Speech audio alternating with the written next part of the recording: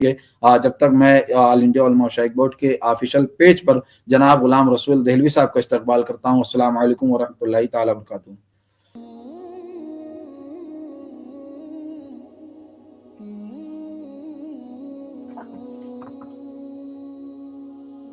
رسوله الكريم وبعد فأعوذ بالله من الشيطان الرجيم بسم الله الرحمن الرحيم قل لا أسألكم عليه أجرا إلا المودة في القربى صدق الله العلي العظيم وصدق رسوله النبي الأمين المكين الكريم ونحن على ذلك لمن الشاهدين والشاكرين والحمد لله رب العالمين۔ جو شے تیری نگاہ میں گزرے درود پڑھ، ہر جزو و کل ہے مظہر انوار مصطفیٰ۔ آئیے سب سے پہلے رسول اور آل رسول صلی اللہ علیہ وسلم پہ درود پاک پڑھیں اور جناب خدیجۃ الکبریٰ سلام اللہ علیہا پر الصلاۃ والسلام علیک یا رسول اللہ یا حبیب اللہ یا نبی اللہ وعلی آلک وصحبک اجمعین وعلی رفیقتکم وعلی زوجتک یا رسول اللہ صلی اللہ علیہ وسلم۔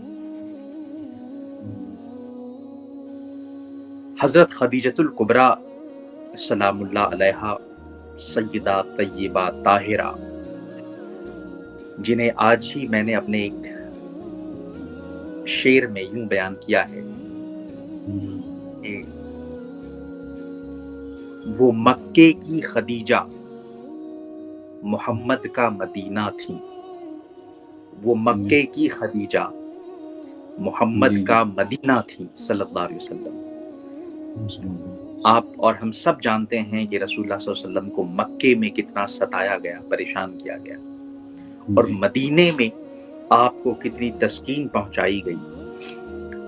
مکے میں اگر آپ کو گھر سے نکالا گیا، مکے میں اگر آپ کی جان، آپ کی ماں، آپ کی آبرو، آپ کی عزت، آپ کے جان و مال کو خطرے میں ڈالا گیا، اپنوں نے ہی لوٹا، اپنوں نے ہی گھر سے نکالا، تو مدینے میں رسول اللہ صلی اللہ علیہ وسلم کو بیگانوں نے اپنایا، اور اس شان سے اپنایا کہ مدینے کے بچوں، مدینے کی بچیوں، سب نے طلع البدر علینا یہ کہہ کر کے آپ کا استقبال اور خیر مقدم کیا۔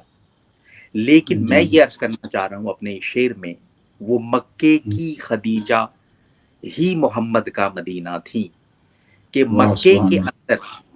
مکے کے اندر رہتے ہوئے اگر کسی ذات ستودہ صفات نے، کسی ہستی نے آپ کو سب سے زیادہ تسکین پہنچائی، آپ کو پروٹیکشن دیا، آپ کو خلوص دیا، آپ کے لیے جانشاں رہی، تو وہ ہیں سیدہ طیبہ طاہرہ خدیجۃ الکبریٰ سلام اللہ علیہا، والدہ ماجدہ سیدہ کائنات حضرت فاطمۃ الزہرا سلام اللہ علیہا۔ دیکھیے قرآن کریم نے ازدواج کے بارے میں، شادی کے بارے میں ایک بہت ہی مشہور جملہ قرآن نے ارشاد فرمایا ہے، بہت خوبصورت جملہ ارشاد فرمایا ہے کہ تم شادی کو لتسکنوا الیہا، تاکہ تم اپنے رفیق حیات سے سکون حاصل کرو۔ اب آپ دیکھیے رسول اللہ صلی اللہ علیہ وسلم نے اپنی زندگی میں اپنی پہلی شادی سے یہ ثابت کر کے دکھایا کہ انہیں اپنی رفیق حیات سے کس درجہ سکون حاصل ہوا، تسکین حاصل ہوئی۔ مکہ مکرمہ میں مخالفتوں کے طوفان میں حضرت جناب سیدہ خدیجۃ الکبریٰ ام المومنین رضی اللہ عنہا نے رسول اللہ صلی اللہ علیہ وسلم کا بھرپور ساتھ دیا ہے، دل و جان سے امداد کی، اخلاقی حمایت کی، جذباتی حمایت کی، مالی حمایت کی۔ اس وقت آپ کی حمایت کرنا ایک بہت بڑی آزمائش کو مول لینا تھا، مصیبتوں کو دعوت دینے کے مترادف تھا، بیگانوں کے ساتھ اپنے خونی اور نسبی رشتے بھی آپ کے جانی دشمن بنے ہوئے تھے، لیکن خدیجۃ کبریٰ نے ناسازگار حالات کی طوفانی آندھیوں میں تمام خطرات کو پس پشت ڈال کر کے، مصیبتیں مول لے کر کے، ہر قسم کے اندیشوں اور خدشوں کو قطع نظر کر کے رسول اور اسلام کو ترجیح دی، اللہ کے رسول کو ترجیح دی، اسلام کی تبلیغ و ترقی کے لیے ہر طرح کی قربانی پیش کرنے کے لیے تیار ہو گئی ہیں، خوف و ہراس کو پاس میں بھٹکنے بھی نہ دیا، جرأت ایمانی سے کام لیا، خاندانی قبائلی دباؤ کو بالکل کا ڈٹ کر مقابلہ کیا۔ رسول اللہ صلی اللہ علیہ وسلم انہی قربانیوں کو، انہی جرأتوں کو یاد کرتے، اور یہ یادیں تازہ رہیں، آپ برسوں بعد بھی تازہ رہیں، آپ ان کی قدر کرتے۔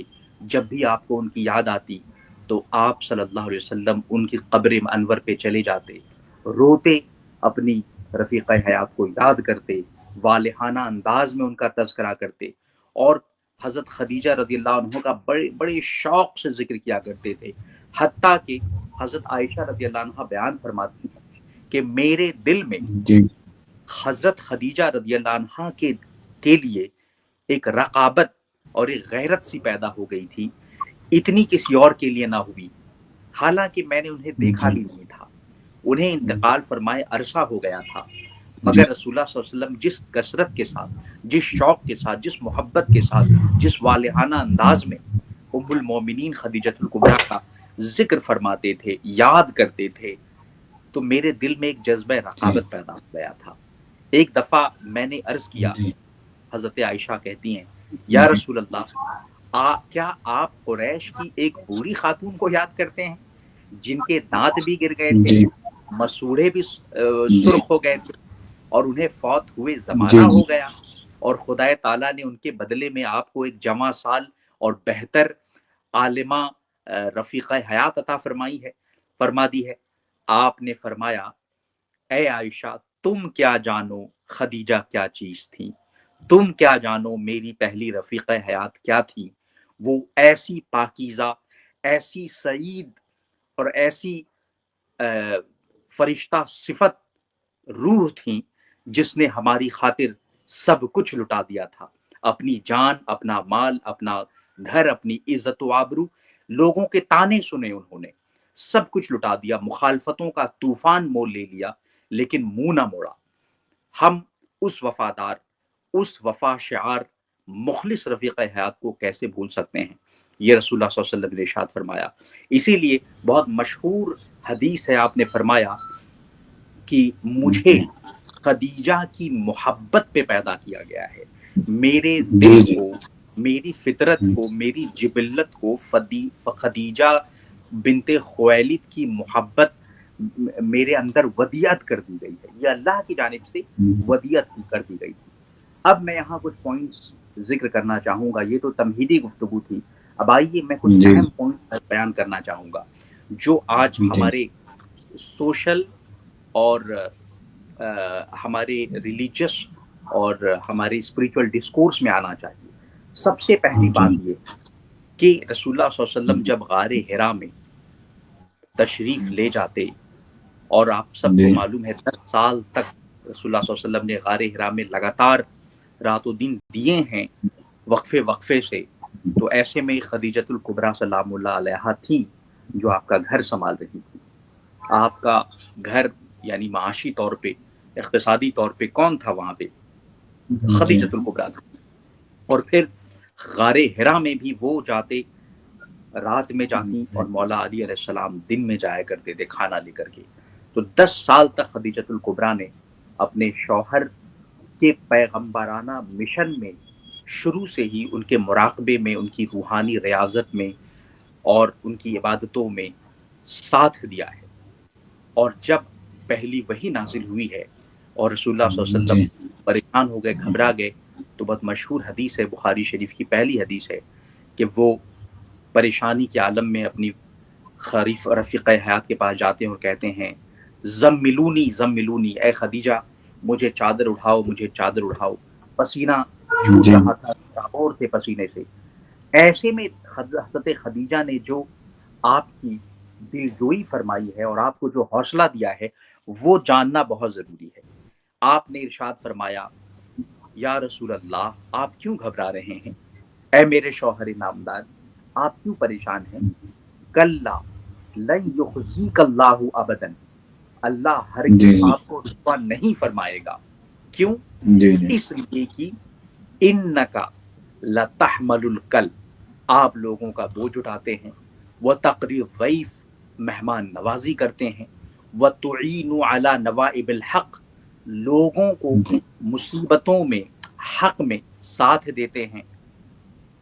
اب آپ دیکھیے رسول اللہ صلی اللہ علیہ وسلم مکے میں امین صادق کے نام سے مشہور تھے، اور حضرت خدیجہ الکبریٰ نے انہی امانت اور صداقت کا انہیں ان کی یقین دہانی فرمائی اور کہا کہ آپ لوگوں کا بھلا کرتے ہیں، بوجھ اٹھاتے ہیں،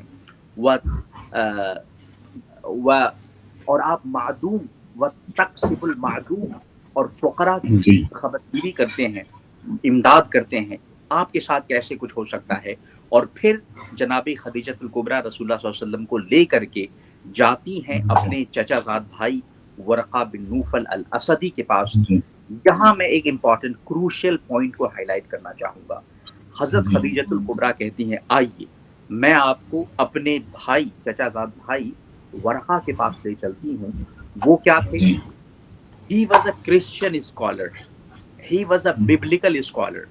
وہ ایک عالم تورات و انجیل تھے، ان کے پاس لے گئی ہیں۔ آج کے علماء بعض مولویان ملت کہتے ہیں کہ ہمیں دوسرے اسکرپچرز کو پڑھنے کی کیا ضرورت ہے، ہمیں کمپیریٹیو ریلیجن کو دیکھنے کی کیا ضرورت ہے۔ رسول اللہ صلی اللہ علیہ وسلم کی کار نبوت ہی وہاں سے شروع ہوتی ہے۔ آپ کی نبوت و رسالت کی تصدیق و تائید کے لیے خدیجہ الکبریٰ ان کو لے کر کے توریت اور انجیل اور زبور کے عالم کے پاس لے گئی ہیں کہ توریت اور انجیل اور زبور کے ایک عالم ہیں، وہ تصدیق کریں گے۔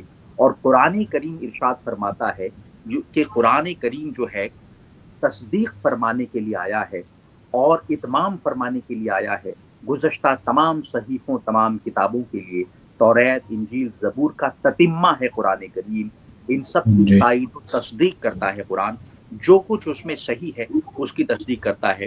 تو اسی تصدیق کے لیے خدیجہ الکبریٰ لے گئیں، اور ورقہ بن نوفل اسدی نے کیا کہا؟ انہوں نے کہا ھذا الناموس الذی اتی علیک اتی علی موسیٰ، اے محمد صلی اللہ علیہ وسلم یہ وہی ناموس ہے، وہی فرشتہ ہے، وہی جبریل ہے جو آپ پر آیا ہے، وہ موسیٰ پہ بھی آ چکا ہے، وہ عیسیٰ پہ بھی آ چکا ہے۔ اگر میں نے آپ کا زمانہ نبوت پایا تو وہ زمانہ آئے گا جب آپ کے لوگ ہی آپ کو گھر سے نکال دیں گے، آپ کو زدکوب کریں گے، پرسیکیوٹ کریں گے۔ اگر میں نے آپ کا زمانہ رسالت پایا تو میں آپ کے ساتھ شانہ بشانہ کھڑا رہوں گا، لیکن وہ زمانہ نہ پا سکے۔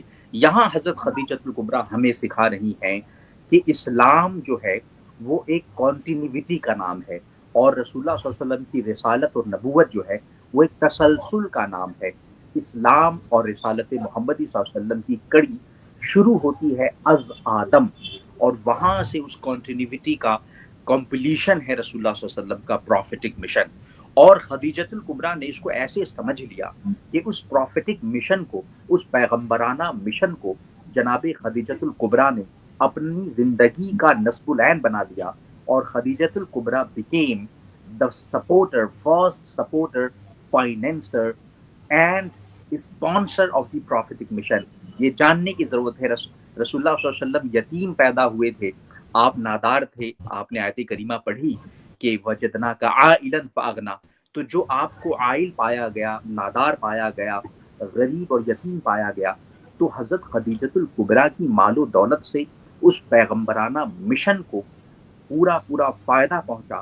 اور خدیجہ الکبریٰ آج موجودہ دور کی ٹرمینالوجی میں کہا جائے تو she was a great entrepreneur, وہ ایک انٹرپرینر تھی، بہت بڑی، جیسے آج کہتے ہیں سی ای او، تو وہ سی ای او سے بھی آگے تھیں۔ ان کے caravan 70,000 caravans of business from Mecca to Syria جایا کرتے تھے، اور یمن تک ان کے بڑی تجارتی قافلے جاتے تھے، اونٹ جایا کرتے تھے۔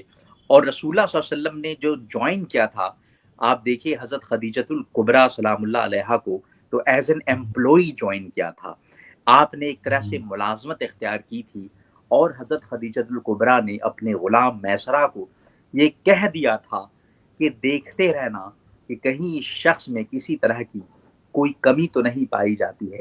یہ بہت امپورٹنٹ بات ہے، جب ایک خاتون